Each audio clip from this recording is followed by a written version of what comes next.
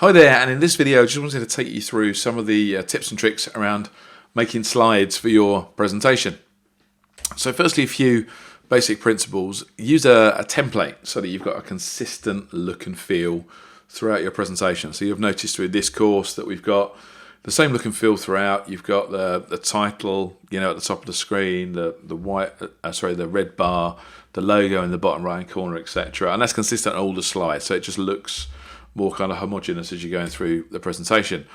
Avoid putting anything too near the edges. Sometimes when events are using projectors, sometimes the very edge of the screen is off the screen and it's not visible. So what I mean by that is if I just jump out this slide, if I was to put the text like here on this slide, so that B now is very, very close to the edge of the slide. Sometimes if the projector isn't fitting the screen very well, you're going to lose part of the character. So always give yourself a little buffer.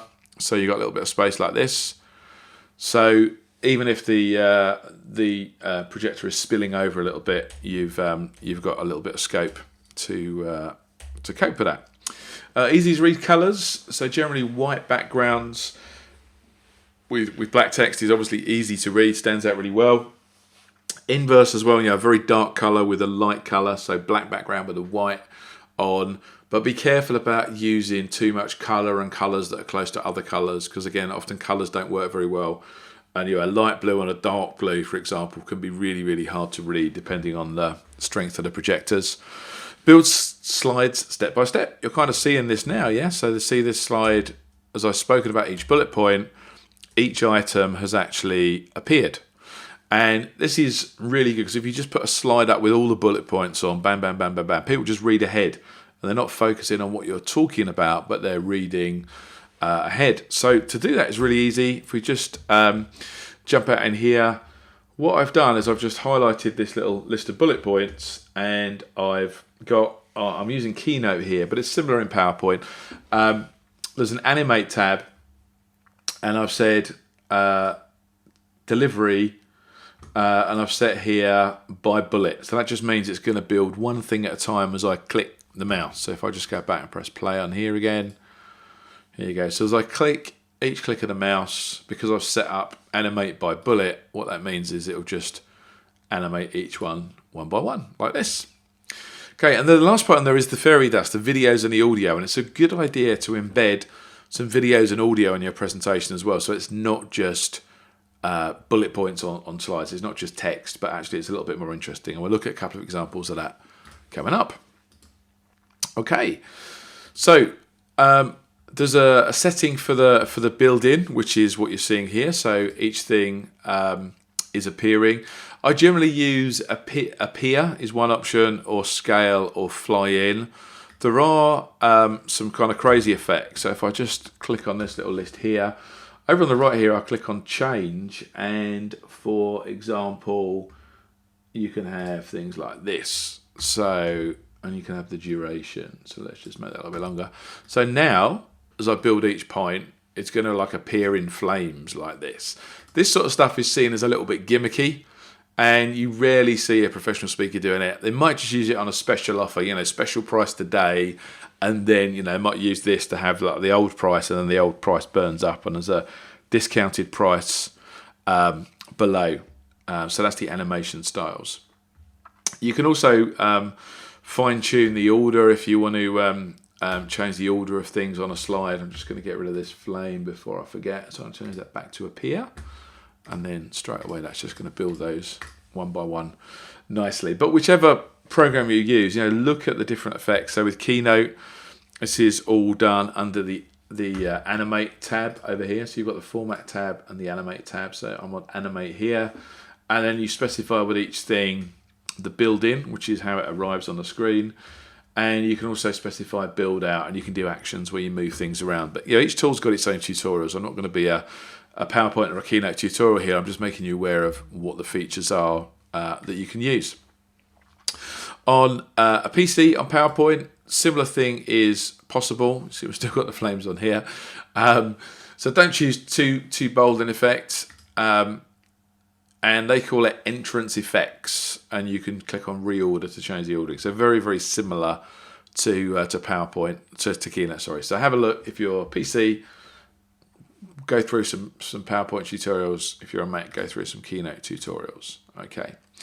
So another useful thing is the layers, and this comes into effect where you want to change, which order. So sometimes when you add something to a page, it goes over the top of something else. So let's just show you what I mean here.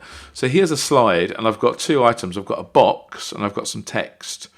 Now at the moment, the text is showing through the box, but if I wanted the box to sort of block out the price, so for example, say I had a price and it used to be $9.97, but what I wanted to do was replace that price with a different price. So what I might want to do is replace that with that. So if I add an effect on this and I say that this appears when I click, now what we've got is we've got a box that only appears when I click through to that point. So I've got something here. So I might have a price $9.97. Then I might say, but the price today isn't $9.97, it's something else. Now you can see here that all I've done is just draw a box around the $9.97. It didn't block out the $9.97. So if I click on the box and then on the if I can right click on the box, on the box on the outside, and I can say bring to front, what that means is that that box now is the top layer.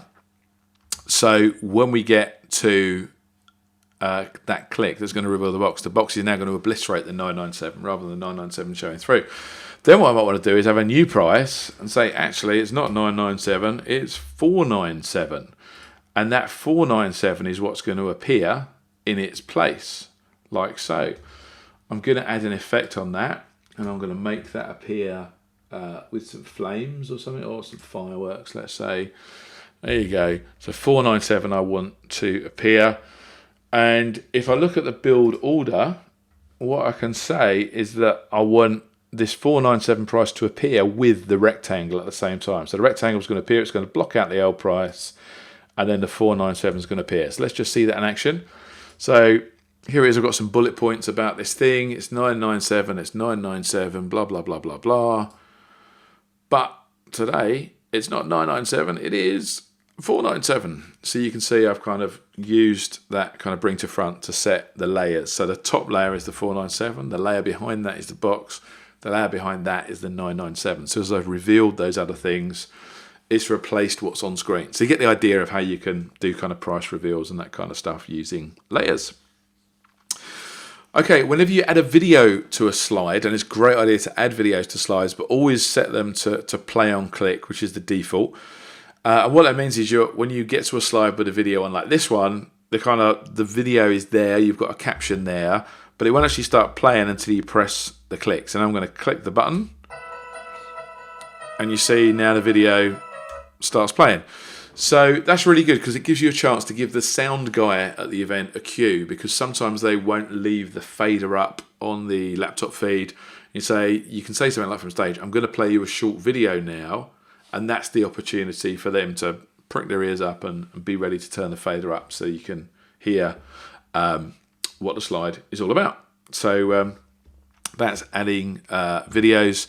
And the last thing I want to say is just a little bit of what I call the fairy dust. So this is a slide, but you can see what's happening here is it's 4 photos, but it's not 4 photos. There's actually 3 photos and a little video. And over this slide, I kind of talk about, being redundant from BT, and you can see there's someone packing up all their stuff in a box. Just makes the slide a little bit more visual and interesting rather than just looking at some static photos. This one's got a little bit of audio with it as well. So you can see how you can make your presentations a bit more interesting by adding a little bit of audio and video to them as well. Okay, that's it for this video. The next video is going to be about event management, so I'll catch you in the next video coming up very soon.